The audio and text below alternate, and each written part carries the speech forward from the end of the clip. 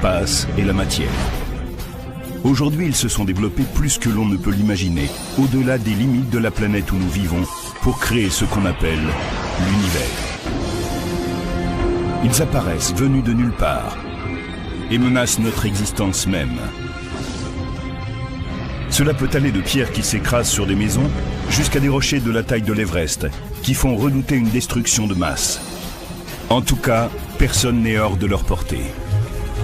Et certains de ces intrus ne sont pas des extraterrestres, mais des débris spatiaux fabriqués par l'homme. Mettez-vous à l'abri tandis que nous enquêtons sur ces objets mortels qui pleuvent de l'espace, météorites ou débris spatiaux.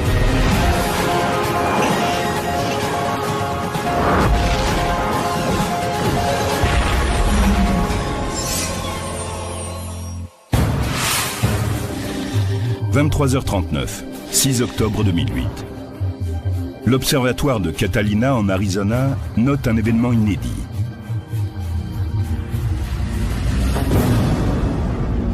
Un astéroïde de la taille d'un 4x4 arrive en hurlant vers la Terre à une vitesse de 43 000 km/h.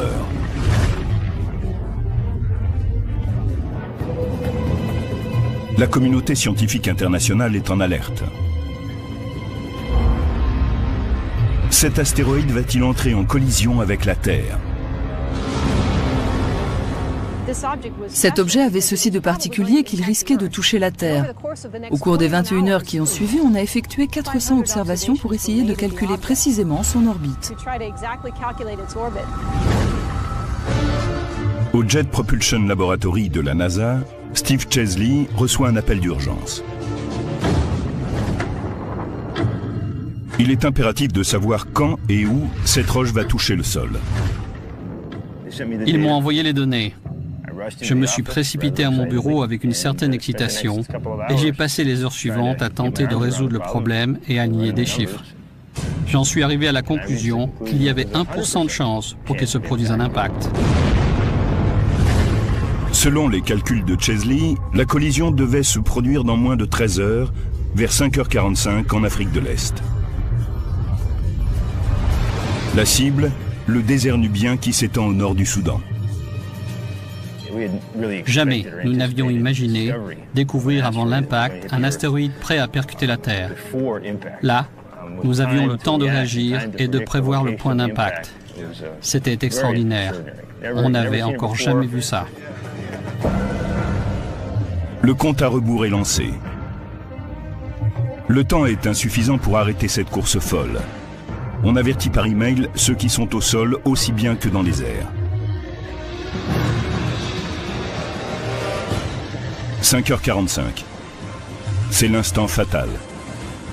Un pilote de ligne commerciale survole le Soudan.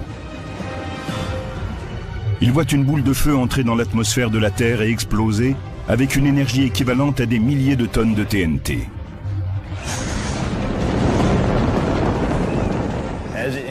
En entrant dans l'atmosphère, il s'est enflammé et s'est mis à briller.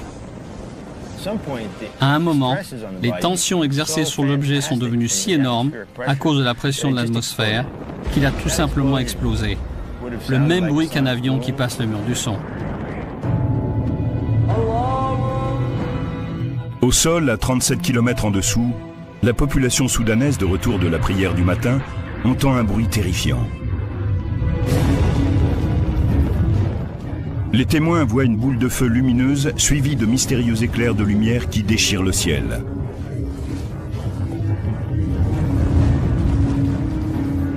Les spécialistes avaient espéré que l'astéroïde ne soit pas assez lourd pour traverser entièrement l'atmosphère terrestre et créer une catastrophe au sol. Des satellites pistent cette violente explosion, mais rien n'indique qu'il reste des fragments. Des gens ont peut-être été effrayés par un tel impact, mais le risque de blessure est vraiment très faible en présence d'un objet si petit. Et Steve avait raison. Aucune blessure ou dégâts liés à la chute de débris n'a été signalée dans la région. La Terre a échappé au désastre parce que la région était très reculée et que l'impacteur était bien petit. Mais l'histoire ne s'arrête pas là.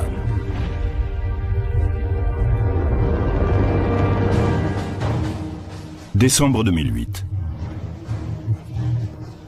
L'astronome Peter Yenniskens organise une équipe de recherche et de récupération à l'université de Khartoum au Soudan. Il est déterminé à trouver l'invraisemblable, des météorites, les fragments de l'astéroïde 2008 TC3.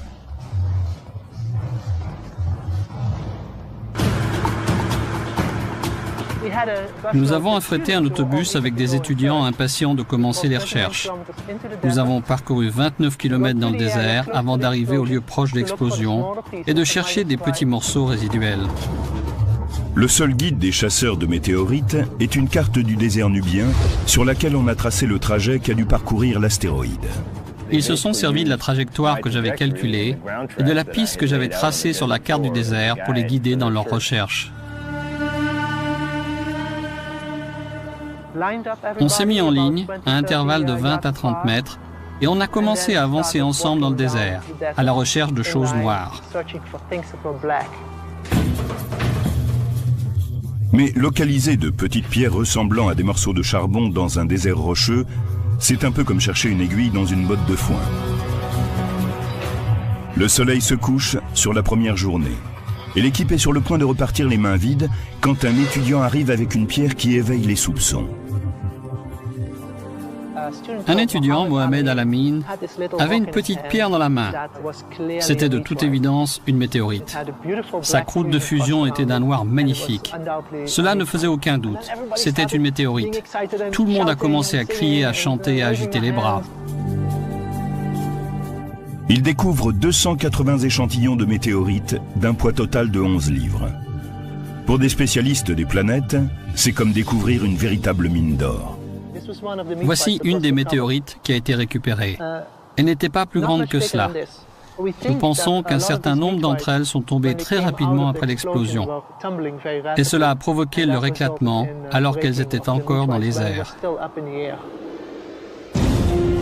2008 TC3 est le premier astéroïde récupéré au sol après avoir été formellement repéré dans l'espace.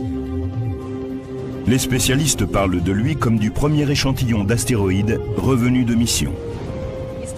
C'est la première fois que nous détections un objet dans l'espace, que nous prévoyions qu'il allait toucher la Terre, que nous observions son parcours et que nous le voyions frapper notre planète. Nous en avons même récupéré des morceaux. C'est remarquable. Cela a été une expérience fantastique pour nous. C'était un excellent test pour nous préparer à un éventuel impact plus important qui pourrait se produire un jour dans le futur.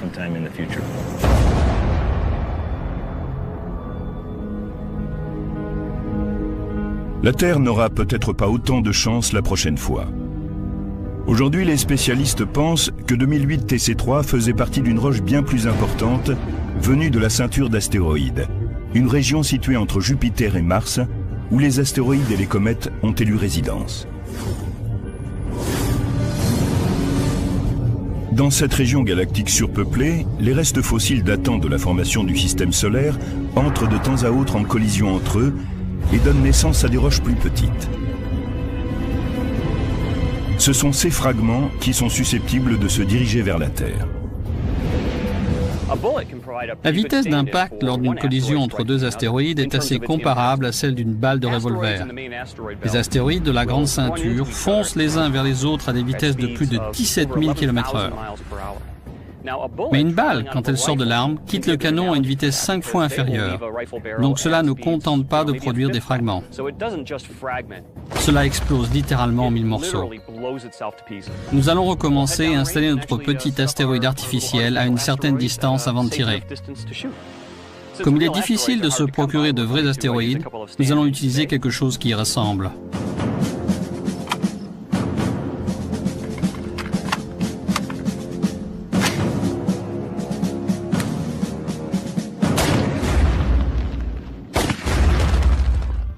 Ces impacts de balles sont comparables aux collisions de la ceinture d'astéroïdes. Voyons les résultats. Ils sont assez proches de ceux d'un impact d'astéroïde. On a quelques gros morceaux, quelques morceaux de taille moyenne, mais la nature sait particulièrement bien fabriquer une foule de petits débris. Les petits fragments d'1 kilomètre de diamètre sont aujourd'hui des astéroïdes proches de la Terre, appelés NEA. Ils ont fait leur chemin depuis la grande ceinture d'astéroïdes, et en entrant dans le système solaire intérieur, ils passent à côté de notre planète et parfois entrent en collision avec elle. Ces objets proches de la Terre, ou NEA, ont transformé notre environnement spatial en une zone dangereuse. La vitesse à laquelle ces objets filent dans le système solaire intérieur les rapproche d'un groupe de véhicules conduits par des chauffards sur une autoroute. Les véhicules se déplacent à grande vitesse. Quand ils croisent de petites routes sans regarder, ils entrent en collision. Ils se percutent à grande vitesse. C'est un peu comme les objets qui suivent des orbites différentes autour du Soleil. À intervalles de plusieurs siècles, la Terre est frappée par des roches de la taille d'un stade de football, qui peuvent détruire des villes entières. Mais tous les 500 000 ans, nous sommes percutés par des roches de la taille de montagne, qui, elles, peuvent déclencher des désastres globaux.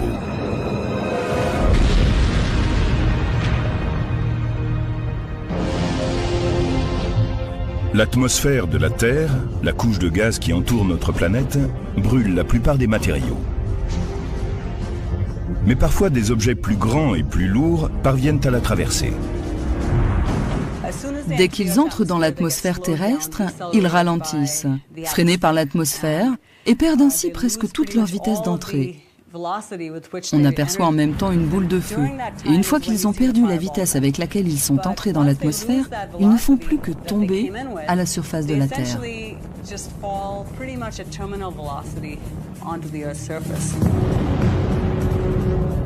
Quand les astéroïdes atteignent l'atmosphère terrestre, ils deviennent des météores, des boules de feu lumineuses dans le ciel. S'ils atteignent le sol, on les appelle des météorites. Rien qu'au siècle dernier, les météorites ont frappé des maisons, des véhicules et même des personnes.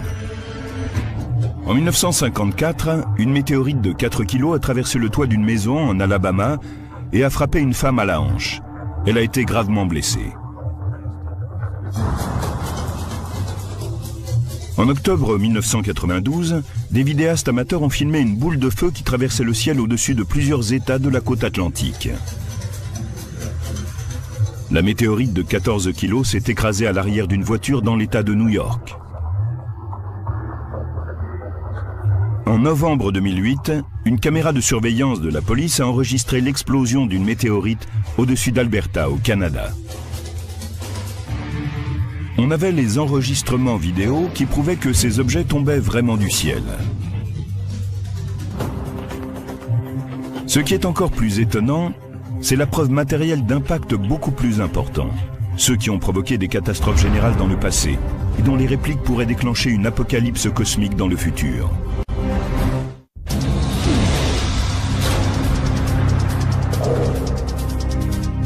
La Terre n'a pas toujours été une destination idéale pour les êtres humains.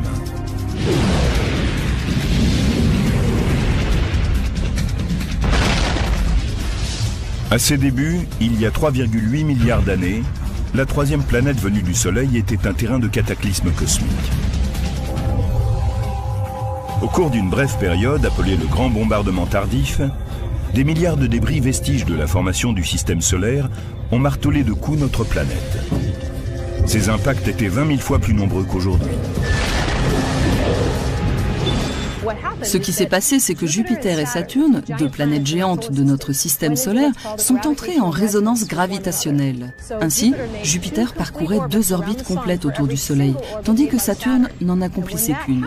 Cela a entièrement réorganisé le système solaire. Il y a eu un remaniement d'Uranus, de Neptune, de Jupiter et de Saturne, et les planètes géantes se sont déplacées plus loin. À ce moment-là, les planètes et les astéroïdes ont été envoyés valser dans le système solaire intérieur. En même temps, ces corps rocheux ont contribué à façonner notre planète naissante telle qu'elle est aujourd'hui. Voici les cicatrices de cette bataille. Seuls 170 cratères d'impact sont encore visibles sur Terre. Le temps, l'eau et la tectonique des plaques ont arasé la plupart des traces de cette ancienne période de violence cosmique. Mais on trouve des indices du passé tumultueux de la Terre sur la Lune, qui s'est formée en même temps, mais où aucun processus d'érosion ou de tectonique des plaques ne tente à faire disparaître les preuves. La Terre a été bombardée de la même façon que la Lune. Quand on observe celle-ci dans le ciel, on voit une surface couverte de cratères et qui a été frappée au moins avec la même force. En fait, comme nous sommes une cible plus large, nous l'avons été encore plus. À partir du décompte des cratères lunaires, les scientifiques peuvent déduire le nombre d'impacts passés et présents sur la Terre. Les spécialistes peuvent deviner la taille et la composition des astéroïdes qui ont frappé la Terre en étudiant les caractéristiques des cratères formés. Nous allons essayer aujourd'hui de faire une expérience. Nous allons projeter des poids dans le sable et voir si nous pouvons en tirer une relation entre la taille de l'objet et celle du cratère ainsi créé.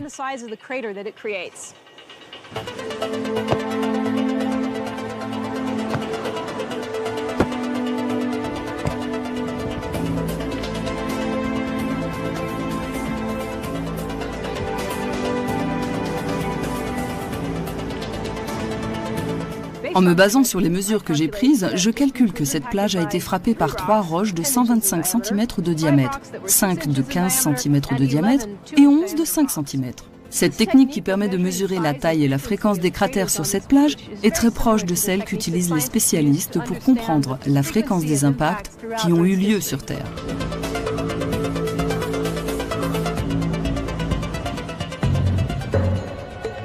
Aujourd'hui, les cratères les mieux conservés se trouvent dans des zones désertiques.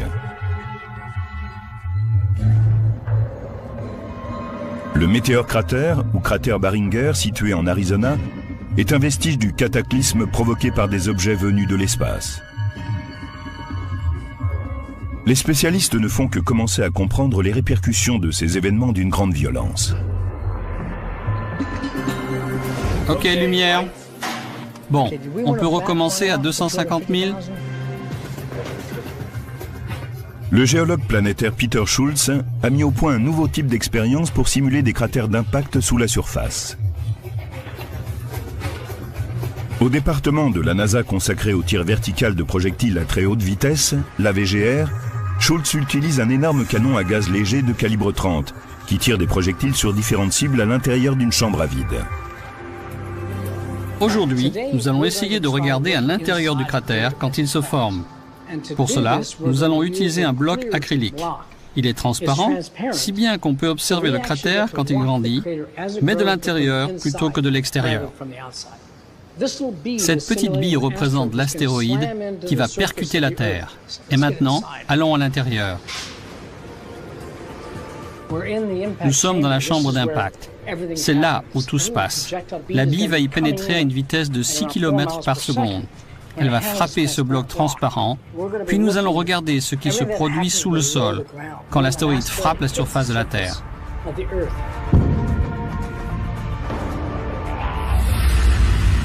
À l'extérieur de la chambre, des caméras à haute vitesse vont enregistrer l'impact sous différents angles.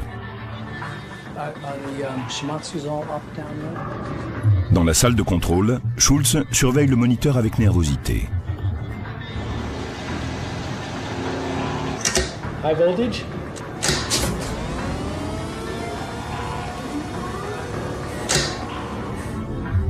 Le canon vertical lance le projectile, la bille de verre, en direction du bloc acrylique. Parfait. Ok. C'est absolument génial. L'expérience est une réussite totale.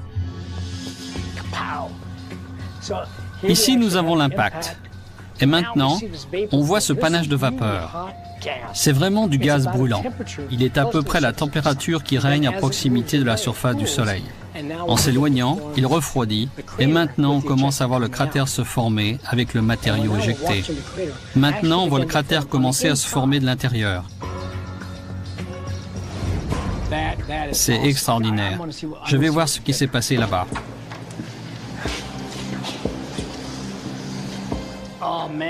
On y est arrivé. À présent, on peut observer comment ces failles se sont développées avec le temps. S'il s'agissait d'un impact important, elle s'agrandirait et le cratère entier pourrait s'effondrer à l'intérieur et disparaître. Les expériences sur les impacts au sein du département de la NASA ont éclairé notre connaissance des immenses destructions opérées par des astéroïdes tombés de l'espace. Quand on observe un impact, on ne voit pas seulement des crevasses et des craquelures. On voit aussi un panache de vapeur en train de se déployer.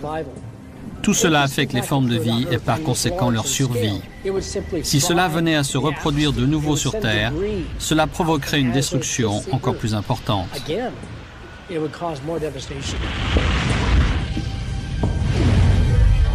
Les spécialistes ont découvert que des impacts d'objets venus de l'espace avaient déjà affecté l'évolution de la vie sur Terre. Nous savons que le flot de météorites frappant la Terre était beaucoup plus important par le passé qu'aujourd'hui.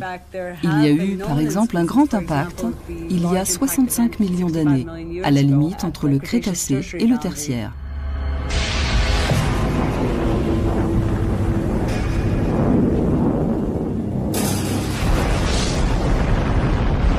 Il y a 65 millions d'années, un astéroïde de la taille de l'Everest a percuté la péninsule du Yucatan au Mexique, avec l'énergie d'une bombe de 100 millions de mégatonnes.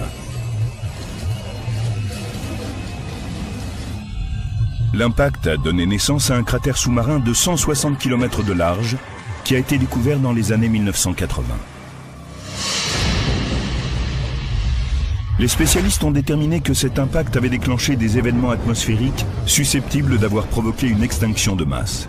75% des espèces préhistoriques, dont les dinosaures, auraient alors été anéanties.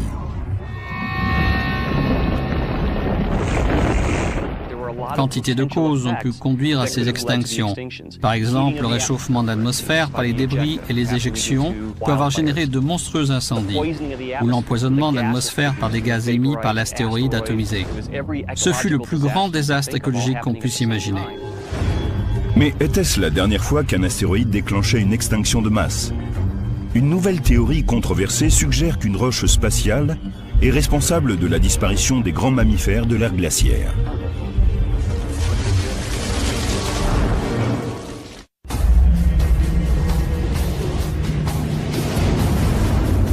Les spécialistes meurent d'envie de savoir ce qui s'est produit il y a 13 000 ans.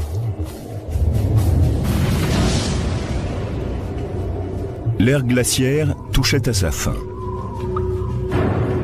Le continent nord-américain était peuplé de grands animaux comme le mammouth laineux, le mastodonte, le paresseux géant ou Megatherium ou l'ours à face courte. Mais quelque chose a provoqué la disparition de 35 groupes d'espèces d'après les vestiges fossiles que nous possédons. Beaucoup pensent que ce sont les paléo-indiens chasseurs-cueilleurs qui peuplaient l'Amérique du Nord qui ont exterminé les grands mammifères. Mais un récent indice étonnant laisse penser qu'un objet venu de l'espace pourrait avoir mené à leur perte ces créatures géantes. Il y a 13 000 ans, le climat a changé d'un seul coup et de façon dramatique. Il semble qu'un objet extraterrestre, une grande météorite, un astéroïde ou une comète, ait explosé dans l'atmosphère.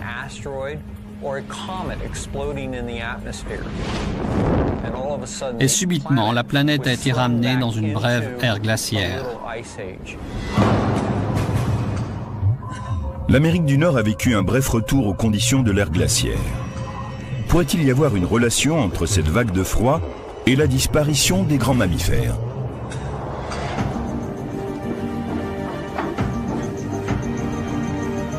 L'archéologue Ken Tankersley affirme avoir déterré la preuve d'un impact cosmique dans une caverne de l'Ohio.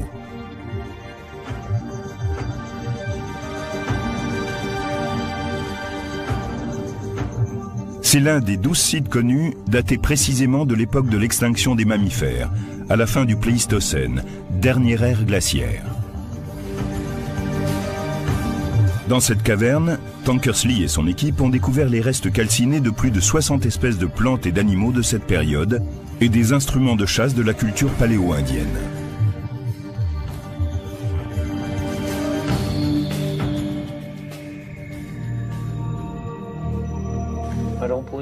C'est incroyable. Voici une pointe paléo-indienne en os. Elle est faite à partir d'une côte de grands mammifères, un animal semblable au mastodonte américain. Ce qui est fascinant dans cet objet, c'est que celui qui l'a fabriqué a sans doute été témoin de l'événement survenu il y a 13 000 ans. Tankersley dit que la plupart des os qu'il a découverts ont vécu un incendie dont l'intensité n'avait rien à voir avec un feu de forêt. Pour lui, il doit s'agir d'une explosion colossale, comme celle d'un impact terrestre.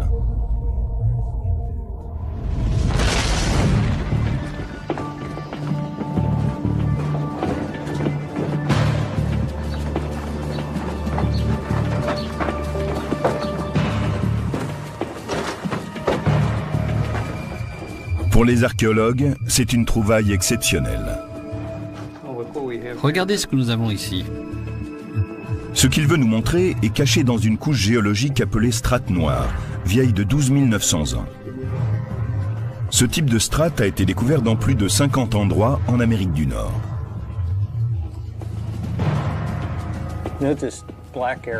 Je peux creuser à travers cette strate et dégager certaines zones plus sombres.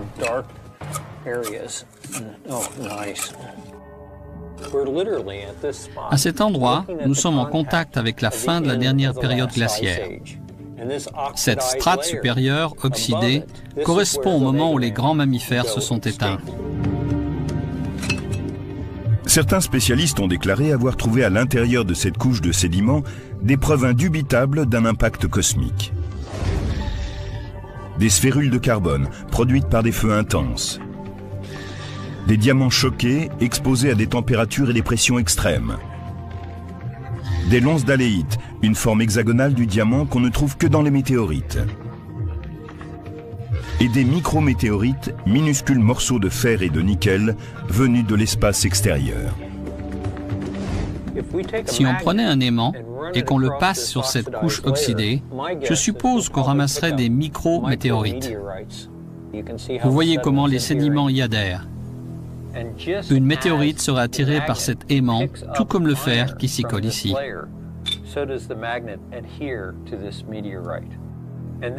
Cela laisse entendre que nous avons dans cette strate une forte concentration de micrométéorites et une absence totale aux étages supérieurs et inférieurs. Il y a 13 000 ans, il s'est produit ici un événement catastrophique.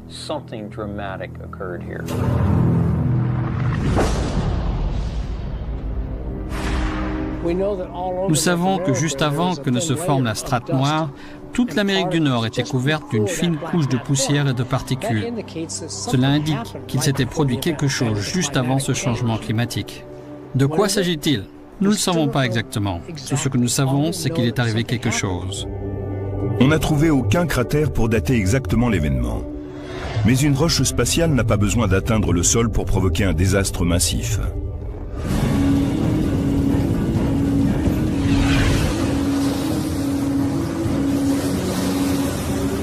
En 1908, un corps rocheux a percuté l'atmosphère à 10 km au-dessus de la Tunguska, une zone sauvage de la Sibérie. L'événement a libéré une énergie équivalente à 5 mégatonnes de TNT. Vous pouvez imaginer ce qu'on ressent quand on fait un plat en se lançant d'un plongeoir en hauteur. Eh bien, un petit astéroïde éprouve une sensation similaire lorsqu'il est freiné subitement par la densité de la basse atmosphère.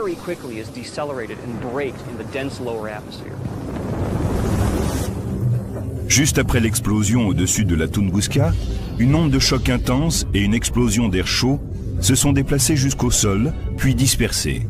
Le phénomène a anéanti presque 1600 km² de forêt. Selon certains spécialistes, un scénario similaire pourrait être à l'origine de l'extinction des grands mammifères d'Amérique du Nord.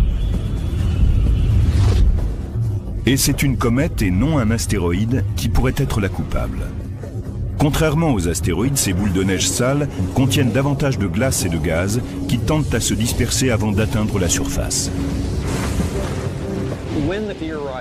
Si une comète était tombée vers la Terre et avait explosé dans l'atmosphère, elle se serait dispersée en matériaux éjectés vers le bas.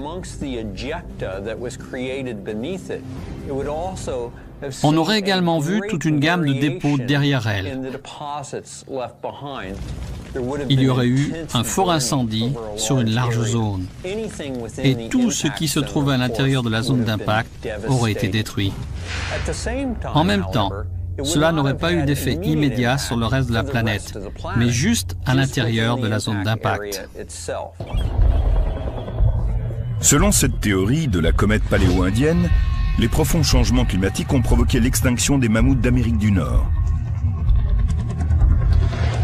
Mais contrairement à ce que beaucoup croient, un petit nombre d'entre eux a survécu dans différentes régions du monde jusqu'à 2000 ans avant Jésus-Christ. Et on possède une preuve archéologique qui indique que la culture paléo-indienne ne s'est pas éteinte avec cet éventuel impact. Ces populations se sont simplement adaptées au changement de l'environnement. Lorsque les animaux traqués par les populations paléo-indiennes ont disparu du paysage, celles-ci ont dû changer leurs habitudes de chasse et de cueillette. On ne peut dire avec certitude qu'une comète est à l'origine de cet événement paléo-indien. Mais l'homme contemporain pourrait-il survivre à un impact terrestre? Il se pourrait bien que nous ayons à en faire l'expérience. En ce moment même, des spécialistes des météorites parcourent la Terre à la recherche de ces messagers venus du ciel. Ces roches spatiales détiennent les mystères des impacts passés et, comme s'en aperçoivent à l'heure actuelle les spécialistes, les clés des événements à venir.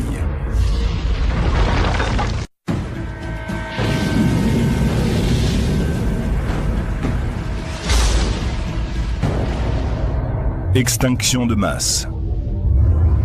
Cratère de plusieurs kilomètres de diamètre. Paysage ravagé. Tout cela est la marque d'objets venus de l'espace. Depuis la formation du système solaire, des météorites font irruption sur notre planète. Mais où trouve-t-on ces roches? Le plus facile pour découvrir ces météorites est d'arpenter les régions sèches et désertiques comme le Sahara ou les déserts froids comme l'Antarctique. La végétation y est rare et il n'y a guère d'autres roches avec lesquelles on pourrait les confondre.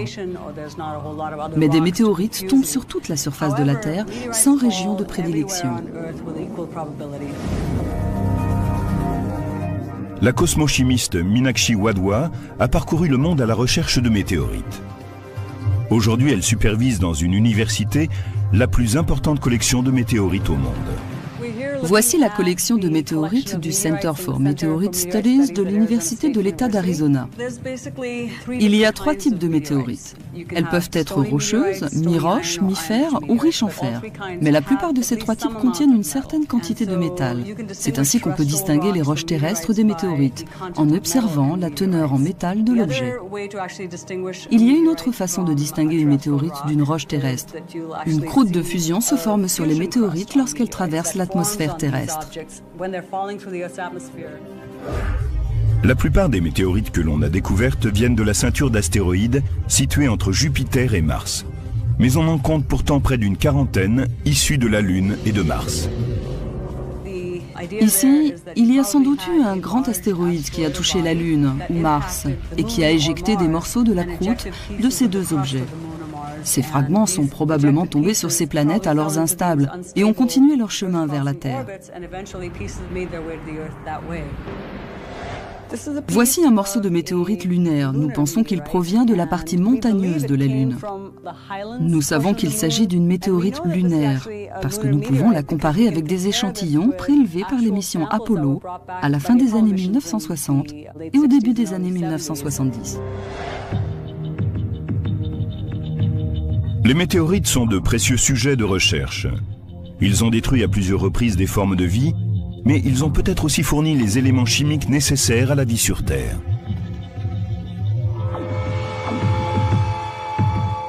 Voici peut-être une des météorites les plus étudiées au monde. Elle est tombée en 1959 au Mexique. Une chose intéressante à noter à propos de cette roche, c'est que ces grains blancs sont peut-être parmi les solides les plus anciens du système solaire. Ils dateraient de sa formation il y a 4,5 millions d'années. Ces grains blancs, combinés aux éléments chimiques de l'atmosphère et à des composants organiques terrestres, ont peut-être produit un mélange d'acides aminés qui sont les éléments premiers de la vie. Les météorites ont donc joué un rôle très important dans la formation de notre planète et dans l'évolution de la vie sur la Terre. Il se peut que les météorites aient fourni les éléments nécessaires à la naissance de formes de vie. Mais elles peuvent aussi être une source d'inquiétude quand elles arrivent sans prévenir.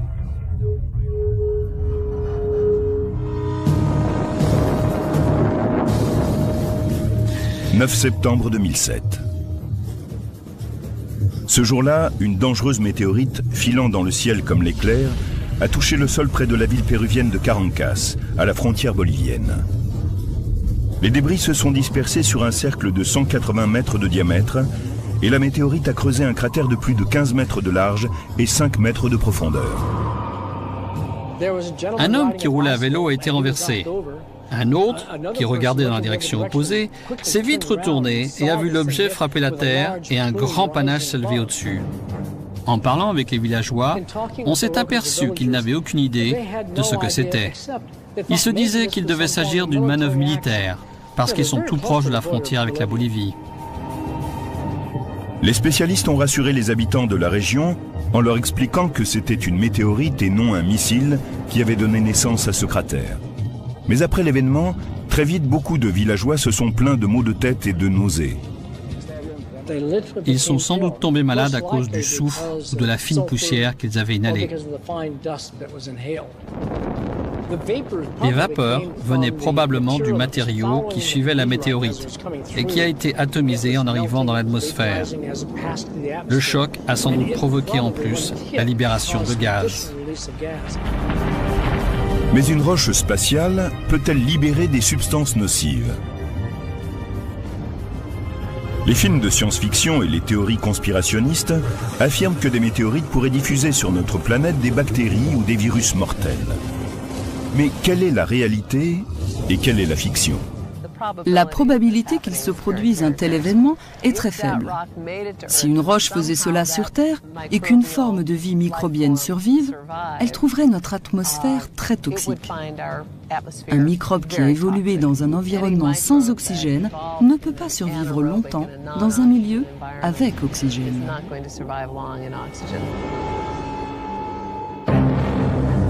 La probabilité que la météorite péruvienne ait déclenché une guerre microbienne est écartée. Mais si elle avait touché un village alentour, les conséquences auraient été bien plus graves. Cela aurait eu le même effet que si quelqu'un avait planté des bombes le long de la route. Il y aurait eu un trou si vaste qu'il aurait englouti plusieurs véhicules. L'impact de la météorite péruvienne illustre encore une fois le caractère imprévisible des objets qui tombent du ciel. Mais les roches spatiales ne sont pas les seuls objets susceptibles de causer des dommages corporels. Plus de 200 objets de poids frappent chaque année notre planète. Et ils ne sont pas d'origine extraterrestre. Ils ont été fabriqués par l'homme.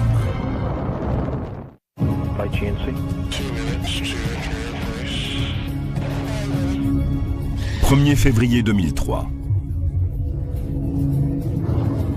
La navette spatiale Columbia est sur le point d'achever sa mission dans l'espace quand la catastrophe se produit. La navette se désintègre au moment de sa rentrée dans l'atmosphère terrestre. Les débris tombent sur le Texas, la Louisiane et l'Arkansas. Les 7 membres d'équipage sont morts. Au moment de la rentrée dans l'atmosphère, la température s'élève. Certains éléments essentiels ont cessé de fonctionner correctement et finalement, l'appareil entier s'est montré défaillant. Les débris se sont répandus sur une vaste zone. Les catastrophes lors de la rentrée dans l'atmosphère d'un vaisseau spatial sont rares, mais les débris abondent. Depuis le début de l'ère spatiale, les fusées ont lancé des milliers de satellites en orbite autour de la planète. Et le résultat, c'est que nous avons pollué l'espace avec des étages de fusées, des satellites hors d'usage, des réservoirs de carburant, aussi bien que des clous, des boulons et des résidus de collision ou d'explosion. Ces débris flottent à l'abandon au-dessus de la planète, comme dans un dépôt d'ordures cosmique. Et parfois certains retombent sur Terre. Il s'agit de savoir quand et où. Les objets qui rentrent dans l'atmosphère risquent réellement de toucher une personne en arrivant au sol. «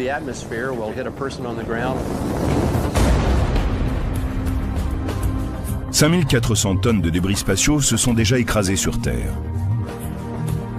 En 1979, Skylab, la première station spatiale, s'est désintégrée au-dessus de l'océan Indien et ces débris se sont dispersés jusqu'en Australie.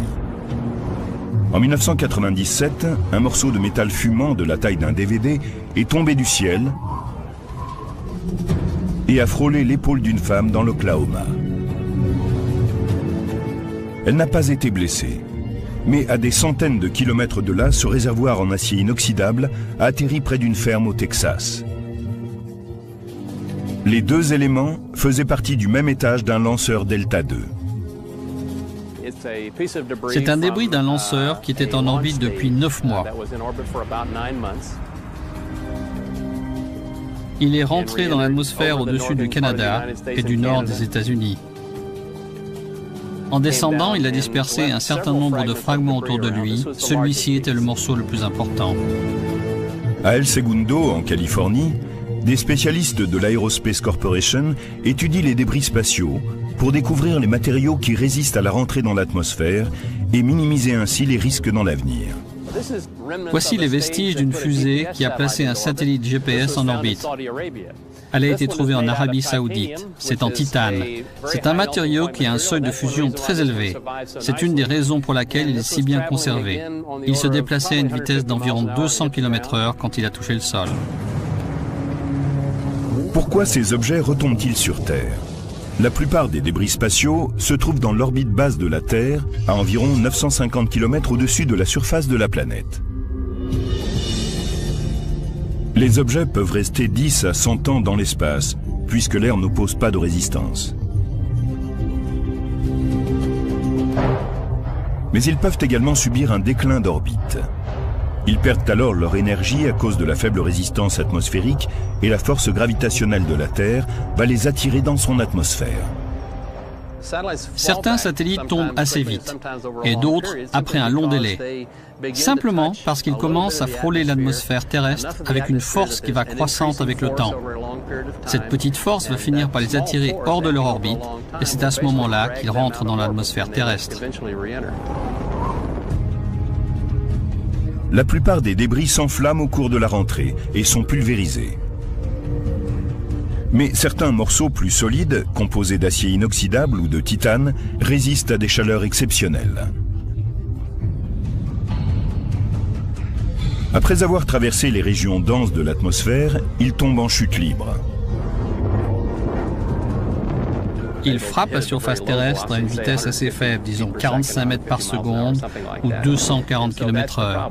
C'est bien là le problème. On a un objet qui passe d'une vitesse orbitale à une vitesse quasiment nulle en un temps relativement court. La communauté spatiale internationale impose maintenant de nouveaux équipements, parmi lesquels un système de propulsion qui assure que les rentrées dans l'atmosphère s'effectuent au-dessus des océans. La communauté internationale s'est mise d'accord sur un risque acceptable d'environ 1 pour 10 000 pour la rentrée dans l'atmosphère. Cela signifie que si on effectue 10 000 rentrées, il y a toutes les chances pour qu'on ait touché quelqu'un sur la planète. Donc si vous dépassez cet objectif, vous devez faire rentrer le matériel dans une zone sûre comme un océan.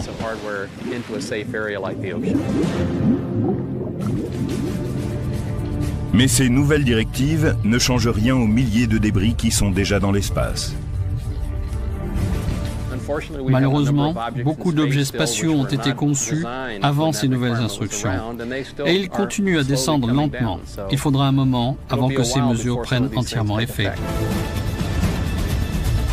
Ce n'est pas de la science-fiction. Des objets fabriqués de la main de l'homme continuent à tomber sur la Terre. Les spécialistes doivent scruter le ciel en permanence pour découvrir les objets susceptibles de détruire une région, ou pire, l'humanité entière. Au début régnaient les ténèbres. Et soudain, le Big Bang a donné naissance à des éléments dont l'expansion est infinie. Le temps, l'espace et la matière. Aujourd'hui, ils se sont développés plus que l'on ne peut l'imaginer, au-delà des limites de la planète où nous vivons, pour créer ce qu'on appelle l'univers. Ils apparaissent venus de nulle part et menacent notre existence même. Cela peut aller de pierres qui s'écrasent sur des maisons jusqu'à des rochers de la taille de l'Everest qui font redouter une destruction de masse. En tout cas, personne n'est hors de leur portée. Et certains de ces intrus ne sont pas des extraterrestres, mais des débris spatiaux fabriqués par l'homme. Mettez-vous à l'abri tandis que nous enquêtons sur ces objets mortels qui pleuvent de l'espace, météorites ou débris spatiaux.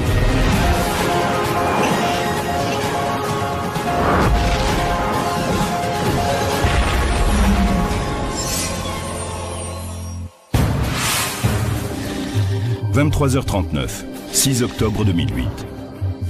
L'observatoire de Catalina en Arizona note un événement inédit.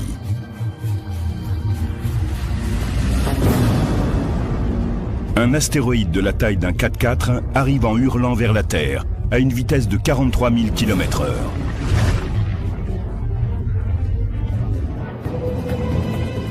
La communauté scientifique internationale est en alerte. Cet astéroïde va-t-il entrer en collision avec la Terre ? Cet objet avait ceci de particulier qu'il risquait de toucher la Terre. Au cours des 21 heures qui ont suivi, on a effectué 400 observations pour essayer de calculer précisément son orbite. Au Jet Propulsion Laboratory de la NASA, Steve Chesley reçoit un appel d'urgence. Il est impératif de savoir quand et où cette roche va toucher le sol. Ils m'ont envoyé les données. Je me suis précipité à mon bureau avec une certaine excitation et j'ai passé les heures suivantes à tenter de résoudre le problème et aligner des chiffres.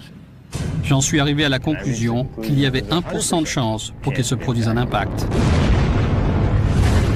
Selon les calculs de Chesley, la collision devait se produire dans moins de 13 heures, vers 5h45 en Afrique de l'Est.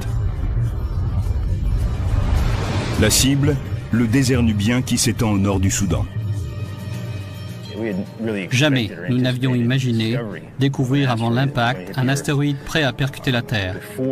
Là, nous avions le temps de réagir et de prévoir le point d'impact. C'était extraordinaire. On n'avait encore jamais vu ça. Le compte à rebours est lancé.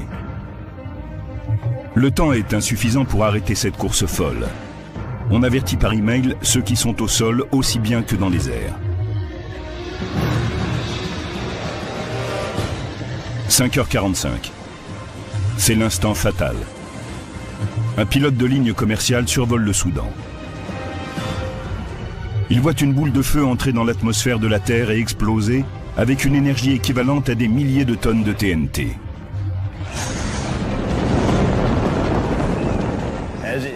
En entrant dans l'atmosphère, il s'est enflammé et s'est mis à briller. À un moment, les tensions exercées sur l'objet sont devenues si énormes à cause de la pression de l'atmosphère qu'il a tout simplement explosé. Le même bruit qu'un avion qui passe le mur du son. Au sol, à 37 km en dessous, la population soudanaise de retour de la prière du matin entend un bruit terrifiant. Les témoins voient une boule de feu lumineuse suivie de mystérieux éclairs de lumière qui déchirent le ciel.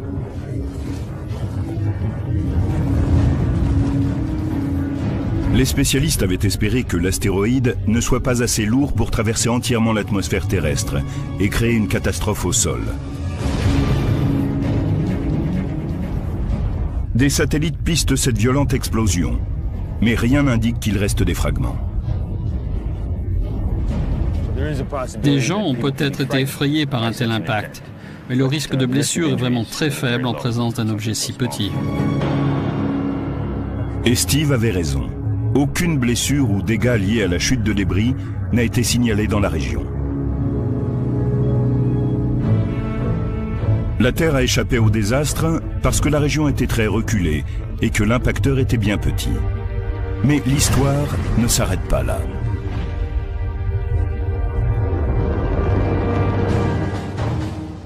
Décembre 2008. L'astronome Peter Yenniskens organise une équipe de recherche et de récupération à l'université de Khartoum au Soudan. Il est déterminé à trouver l'invraisemblable, des météorites, les fragments de l'astéroïde 2008 TC3.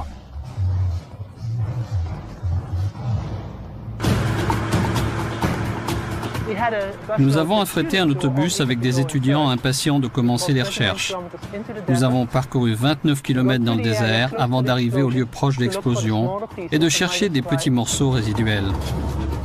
Le seul guide des chasseurs de météorites est une carte du désert nubien sur laquelle on a tracé le trajet qu'a dû parcourir l'astéroïde. Ils se sont servis de la trajectoire que j'avais calculée et de la piste que j'avais tracée sur la carte du désert pour les guider dans leurs recherches. On s'est mis en ligne à intervalles de 20 à 30 mètres et on a commencé à avancer ensemble dans le désert, à la recherche de choses noires. Mais localiser de petites pierres ressemblant à des morceaux de charbon dans un désert rocheux, c'est un peu comme chercher une aiguille dans une botte de foin. Le soleil se couche sur la première journée et l'équipe est sur le point de repartir les mains vides quand un étudiant arrive avec une pierre qui éveille les soupçons. Un étudiant, Mohamed Al-Amin, avait une petite pierre dans la main. C'était de toute évidence une météorite. Sa croûte de fusion était d'un noir magnifique. Cela ne faisait aucun doute. C'était une météorite. Tout le monde a commencé à crier, à chanter, à agiter les bras. Il découvre 280 échantillons de météorites d'un poids total de 11 livres. Pour des spécialistes des planètes, c'est comme découvrir une véritable mine d'or. Voici une des météorites qui a été récupérée. Elle n'était pas plus grande que cela. Nous pensons qu'un certain nombre d'entre elles sont tombées très rapidement après l'explosion. Et cela a provoqué leur éclatement alors qu'elles étaient encore dans les airs. 2008 TC3 est le premier astéroïde récupéré au sol après avoir été formellement repéré dans l'espace. Les spécialistes parlent de lui comme du premier échantillon d'astéroïdes revenu de mission. C'est la première fois que nous détections un objet dans l'espace, que nous prévoyions qu'il allait toucher la Terre, que nous observions son parcours et que nous le voyions frapper notre planète. Nous en avons même récupéré des morceaux. C'est remarquable. Cela a été une expérience fantastique pour nous. C'était un excellent test pour nous préparer à un éventuel impact plus important qui pourrait se produire un jour dans le futur.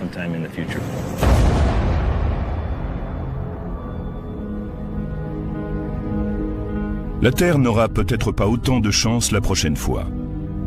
Aujourd'hui, les spécialistes pensent que 2008 TC3 faisait partie d'une roche bien plus importante venue de la ceinture d'astéroïdes, une région située entre Jupiter et Mars, où les astéroïdes et les comètes ont élu résidence. Dans cette région galactique surpeuplée, les restes fossiles datant de la formation du système solaire entrent de temps à autre en collision entre eux et donnent naissance à des roches plus petites.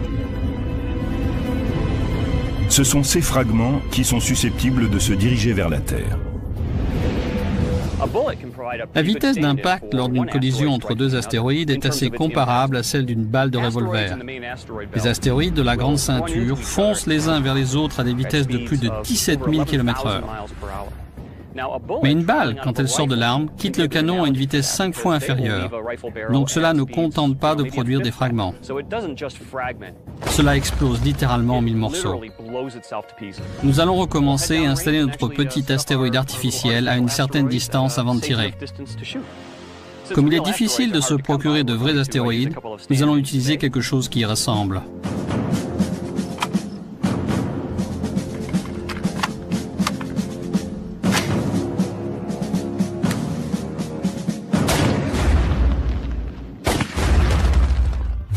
Ces impacts de balles sont comparables aux collisions de la ceinture d'astéroïdes. Voyons les résultats. Ils sont assez proches de ceux d'un impact d'astéroïde. On a quelques gros morceaux, quelques morceaux de taille moyenne, mais la nature sait particulièrement bien fabriquer une foule de petits débris. Les petits fragments d'1 kilomètre de diamètre sont aujourd'hui des astéroïdes proches de la Terre, appelés NEA. Ils ont fait leur chemin depuis la grande ceinture d'astéroïdes, et en entrant dans le système solaire intérieur, ils passent à côté de notre planète et parfois entrent en collision avec elle.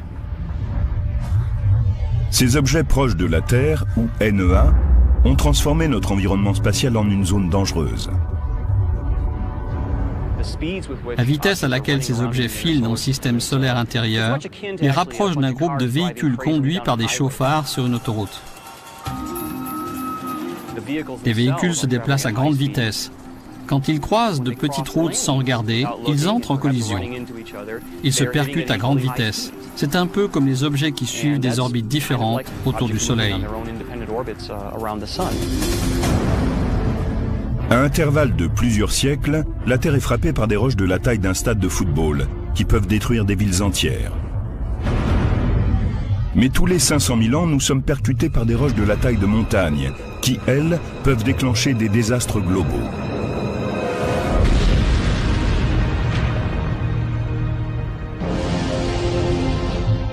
L'atmosphère de la Terre, la couche de gaz qui entoure notre planète, brûle la plupart des matériaux. Mais parfois des objets plus grands et plus lourds parviennent à la traverser.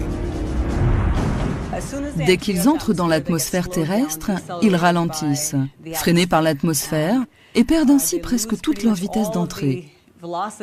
On aperçoit en même temps une boule de feu. Et une fois qu'ils ont perdu la vitesse avec laquelle ils sont entrés dans l'atmosphère, ils ne font plus que tomber à la surface de la Terre.